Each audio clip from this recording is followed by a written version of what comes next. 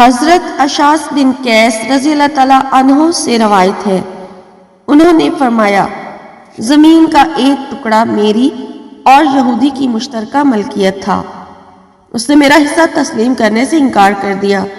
میں نے اسے رسول اللہ صلی اللہ علیہ وآلہ وسلم کی خدمت میں پیش کیا تو رسول اللہ صلی اللہ علیہ وآلہ وسلم نے مجھ سے فرمایا کیا تیرے پاس کوئی گواہ ہے؟ میں نے کہا نہیں۔ نبی علیہ السلام صلی اللہ علیہ وآلہ وسلم نے یہودی سے کہا قسم کھا۔ میں نے کہا وہ تو جھوٹی قسم کھا کر میرا مال لے لے گا۔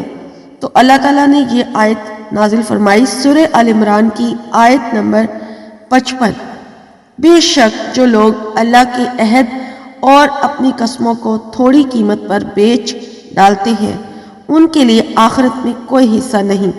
اللہ تعالیٰ نہ تو ان سے بات چیت کرے گا، نہ ہی ان کی طرف قیامت کے دن دیکھے گا، نہ انہیں پاک کرے گا، اور ان کے لیے دردناک عذاب ہے۔ استغفر اللہ۔ بخاری کی حدیث۔